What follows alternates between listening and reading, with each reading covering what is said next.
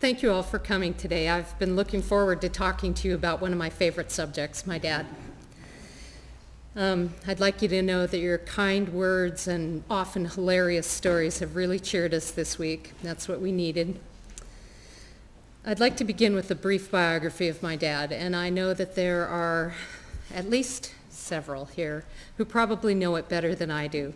So please bear with me if I make errors or I leave out your names or anything like that. My dad was a true Snohomish native. He was born in Snohomish General Hospital in 1925. His father had come here to practice medicine a few years before and married my grandmother, who was also a Snohomish native.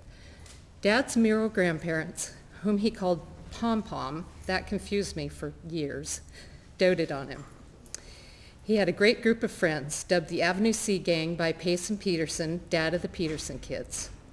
That also included Max and Maxine Weed and my mother, then Ann Dobbs. From the great stories I've heard, they had a lot more fun growing up together than many kids do now.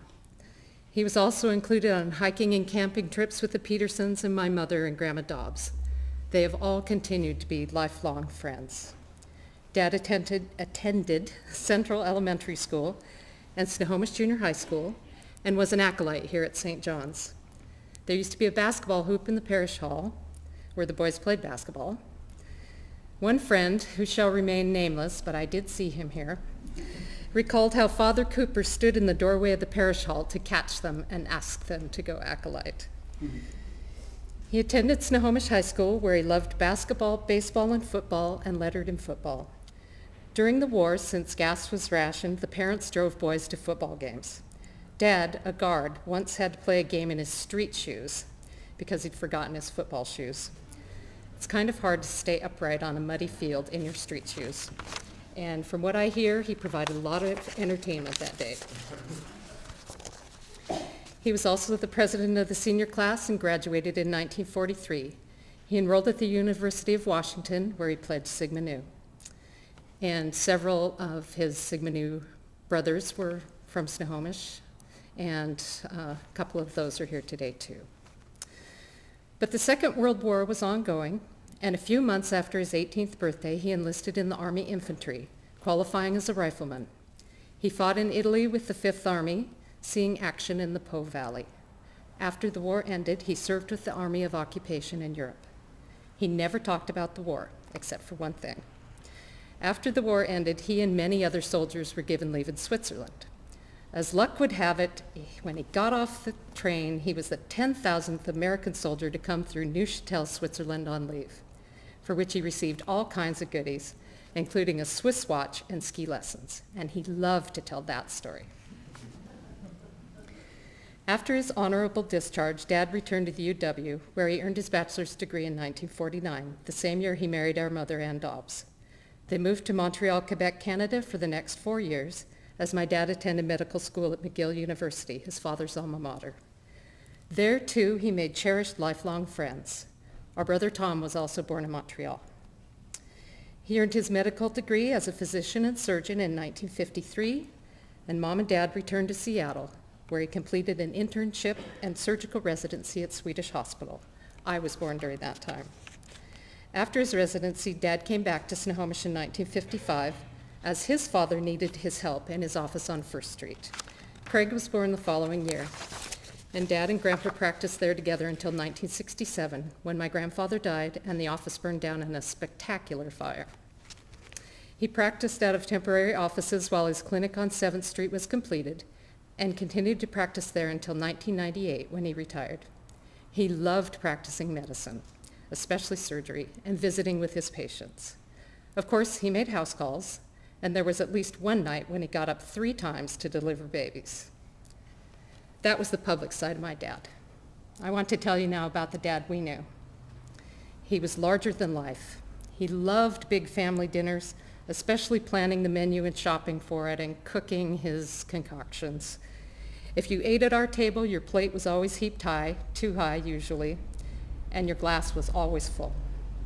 He loved the crab and clams at the beach, my mother's clam chowder, and we'd have huge crab and clam feeds that started with the table covered in old newspapers, so you could just leave the shells. Of course, we'd have to go dig the clams And Dad did the digging part while Craig and Tom and I did the digging through the piles that were hot and icky. When we were little, we also liked him to give us ice cream that he'd put food coloring in and whip up with the spoon until it was soft. I think blue was particularly popular. He'd pick us up from Sunday school and take us to Everett so he could make his hospital rounds. We'd wait in the car for him at Providence or Everett General, where we would attempt to stay quiet. Of course, it was always just going to be a quick wait, and I know that at least one time, and I apologize, nurses had to come out and ask us to be quiet. Afterward, he'd take us to English's and Everett Soda Fountain and buy us milkshakes, comic books, and for Tom, Mad Magazine. Dad loved to whistle with all the little trills and flourishes. They knew when he was coming down the halls at the hospitals because they'd hear him whistling. They'd say, "Here comes Dr. Tuohy." We also sang in the car on those epic family car vacations, songs that I think were probably old when he was a kid, and some with his own words, of which my mother did not always approve. He had a nickname for everyone: Craigle, Jake, Sam, Merwood. We had a cat named Ty who ultimately thought his name was Birdie. He called me Claire Bear, or Bear. Sometimes he would leave me a voicemail. "Hi, Bear, this is your dear old dad." He loved Christmas, of course, and he had a tradition designed to draw things out as long as possible. We couldn't go downstairs on Christmas morning until everyone was up and dressed and the grandmothers were at our house. Then we couldn't go into the room with the Christmas tree until everyone had finished breakfast. We'd be hopping up and down in the kitchen trying to see through the pass-through window until finally he unleashed us. And I know that there was a Christmas when he and John Jacobson spent all night assembling dollhouses for Christy and me. Maybe you didn't know that he was a pretty good carpenter. He built the kitchen cabinets in our old house, where he also built a beautiful patio. He built a tree house for us that even included leaded glass windows removed during a remodel, and built a bunkhouse at the beach. He was always sketching little plans and making notes on pads. He was a great landscaper, too.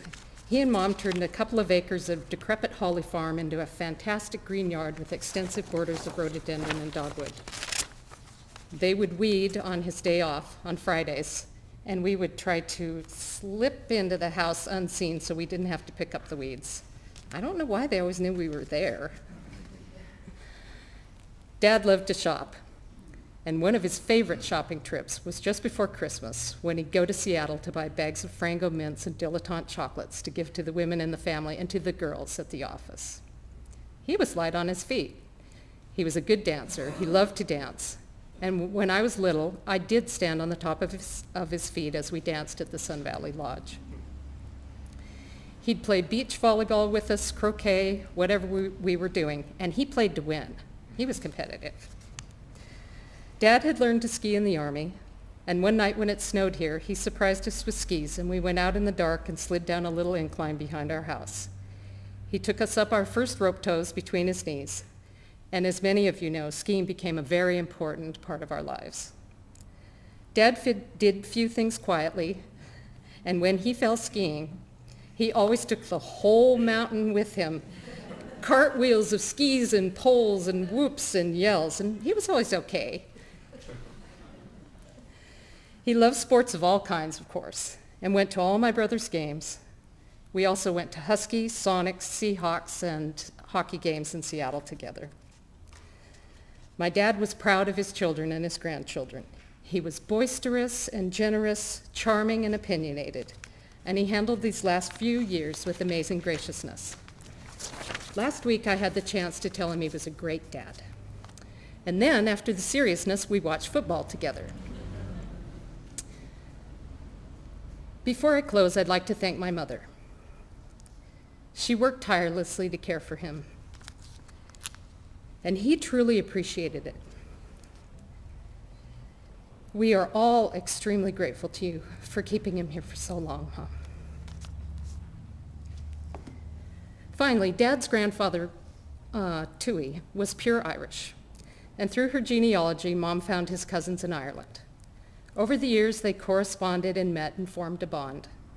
When I emailed Margaret Tuohy Duffy to tell her dad had died, she wrote back to say, and you need to imagine the Irish accent here, "Cedric was a real Tuohy and billed in manner and in good humor.